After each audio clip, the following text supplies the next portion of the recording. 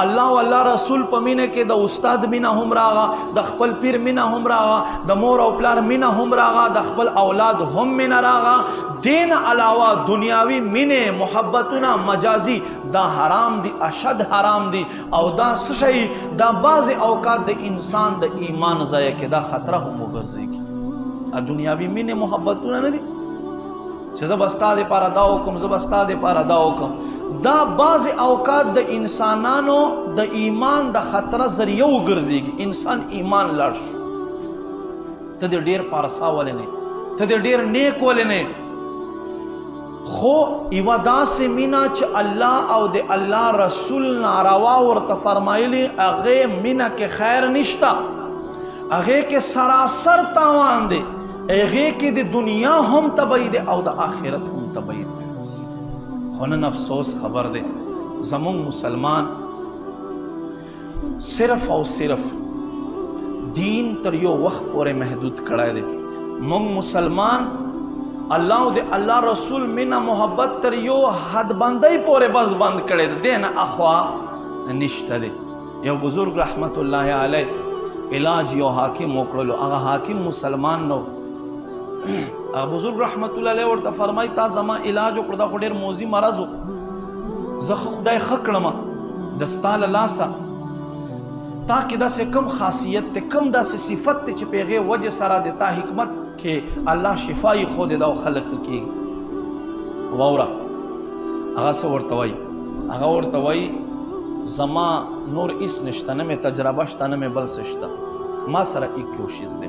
څه شی دی چې زه د خپل نفس مخالفت کوم، زه د خپل دا چاه نه دی دې ځي کې چې یاره نن مې دا خوښه دی چې زه دا وخورم، نن مې دا خوا چې دې ځي ته لاړ شم، داسې چکرې ولګم، دا وکم دا وکم. زه د دغه شیز مخالف یم چې ما ته کله زړه وغواړي چې ته چرګ وخوره، زه په هغه ورځې باندې ډوډۍ نه خورم، د خپل نفس مخالفت کوم. پاره خبره بزرگان دین په هرې خبرې کې حکمت وي، وی تا ته دې په وجه سره دومره ترقي میلاو ده او د هغې فایده هم ته محسوس کوي چې تا سره بیماران الله تعالی ښه کوي، نو ته مسلمان نه یې، ایمان دولت تا سره نشته.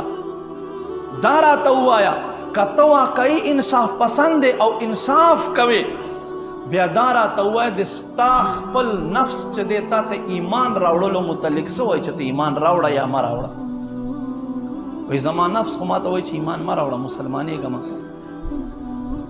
خو اوس بیا نفس مخالفت وکړه، نفس مخالفت وکړه که نه، نو ما عزتمندو وی بس صحیح ده، ما په هر کار کې د خپل نفس مخالفت کړی ده، په دې کار کې هم زه د خپل نفس مخالفت کوم. ای د الله دوست ما ته کلمه ووایه او ما مسلمان کړم. نو ما عزتمندو نن مونږ مسلمان چې یو، مونږ مسلمان هر یو شیز تر یو بس تر یو هغه پورې مو محدود کړی، دې نه اخوا به نه وي.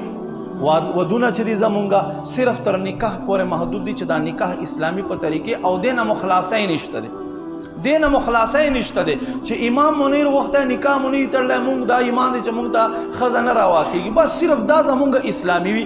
نور د تا دا شمې وړل نن نه 73 سال مخکې له پاکستان نه هندوان تللی دي، خو مسلمان وایي نه دا شم و عادت په مونږ پرې نږدو. او بیا نعوذ بالله من ذالک ښځې پردو ښځو ته ورتګ، او بیا د یو محرم هغه داسې کس چې هغه سره د تا نکاح رواوي هغه په لاس باندې نکرزي ایښودل، دا تا ته کوم شریعت اجازت درکوي؟ اگر چې بیا د تا په لار کې بورکه په سر وي که نه، خو چې بهر ته دننه دا کوې، دا خو اسلام نه شو، دا خو د اسلام پابندي نه شوه. ستا کور ته د تا تره زوی راځي، ستا خور پرده نه ته کوي، د تا ماما زوی راځي پرده نه ته کوي، بهر ته په خور باندې پرده کوي، نو څه فایده شو؟ نبی پاک صلی الله علیه وسلم فرمایي وی ښځې د پاره لیوره نه بل غټ دشمن نشته دی. او زمونږه څه کسان تلي وي سعودي ته، دوبۍ ته، دلته راشي ټول کور معاملات چې دی لیوره ګوري. خفه کېږئ مه، صفا اسلام درته بیانو. او نبی علیہ السلام فرمایي چې لیوره نه ښځې د پاره بل غټ دشمن نشته دی. دلته خو زمونږه دا رواج دی چې ښځه پلار کره هم لیور بوځوي، خاوند پې باندې شرمېږي، شته که نه؟ ما عزتمندو قدرمندو تر اغ وخت پورې به مونږه د ایمان محبت ایمان خوند په دې ځای کې محسوس نو کو چې تر سو پورې زمونږه 24 غنټې د الله او د الله رسول دین خیل دین مطابق نوي شوی افسوس ته زمونږ په معاشره باندې مونږ مسلمان کمې خواته روان دي